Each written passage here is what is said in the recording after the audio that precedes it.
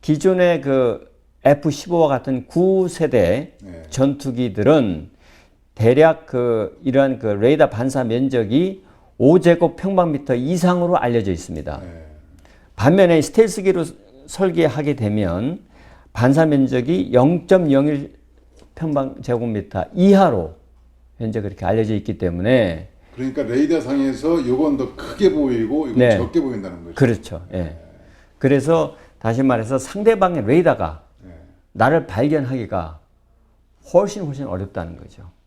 북한에는 세계에서 가장 조밀하다고 하는 지대공 유도탄들이 아주 겹겹이 진을 치고 있습니다. 그렇기 때문에 사실은 우리가 원점을 타격한다는 능력을 갖거나 혹은 핵시설을 공격할 수 있는 능력을 갖거나 하는 데에서는 스텔스가 가장 적합하고 가능한 기종이다.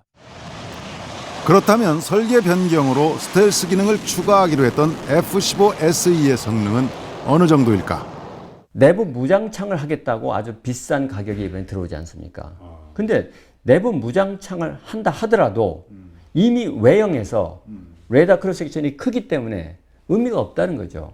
그래서 많은 전문가들이 정말 우리가 전력 공백이 시급해서 사는 거라면 비싼 F-15SE가 아니라 차라리 F-15E나 F-15K 같은 기존에 있는 비행기를 사자.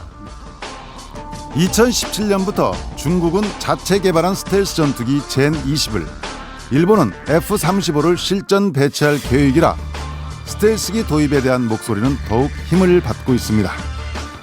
그러나 스텔스기를 도입하더라도 선택과 전략이 필요하다는 주장도 있습니다. 스텔스도 수준에 따라서, 성능 수준에 따라서 엄청난 비용이 좌우되기 때문에 저는 우리의 적절한 수준이면은 스텔스라고 하고 우리도 이제 수용하는 그러한 국민적 자세가 필요하다. 그런 얘기입니다. 그것이 마치 마법의 양탄자처럼 보이지 않는 비행기는 절대 아닙니다. 스텔스 기능을 구현할 때 레이더상에서 거기 4분의 1 내지는 5분의 1 정도 사이즈로 보여서 이게 스텔스 비행기인지 아닌지 모르는 것이거든요. 그렇다고 할 때는 이 스텔스 기능이 정치적으로나 외교적으로 필요한지 안 필요한지는 전략의 문제이고, 정말 그것이 기술적으로 구현할지 않을지는 여전히 검증 대상입니다.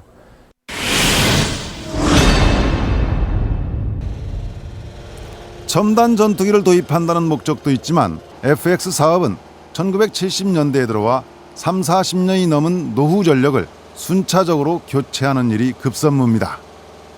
우리 공군은 2020년경에 약 430대의 전투기를 갖고 있어야 가장 적정 수준의 전투기를 보유하고 있다고 생각합니다. 그런데 현재 그 2020년도 어간에 약 200여 대의 항공기들이 노후됐기 때문에 순차적으로 도태시켜야 됩니다. 그런데 지금 FX 사업이 문제가 생기거나 연기된다거나 이런 상황에 봉착하게 되면 2019년경에 적정 보유 대수에서 약 100여 대가 부족한 그런 상황에 공군이 직면하게 됩니다. 원점에서부터 재검토해야 되기 때문에 아무리 서둘러도 사업은 최소 1년 이상 지연될 것으로 보입니다. 예산은 여전히 큰 걸림돌. 증액 가능성을 타진하기보다 분할이나 혼합 구매가 예견되고 있습니다. 문제는 그런 방식이 더 큰 손실을 낳을 수도 있다는 점입니다. 60대 할 때의 가격과 40대 할 때의 가격은 달라질 수밖에 없고, 이 40대가 규모의 경제 때문에 가격이 올라갈 수밖에 없습니다. 또 나중에 20대 할 때 더 올라갈 수밖에 없습니다. 근데 지금 또다시 그 예산에 맞추기 위해서 이게 몇 대, 이게 몇 대 섞어서 해보겠다. 이거는 바람직한 그 방법이 아니라고 생각을 합니다. 왜냐하면 공군에서 어떤 항공기를 운영할 때 어느 정도의 대수가 돼야 이게 효율적으로 운영할 수가 있거든요.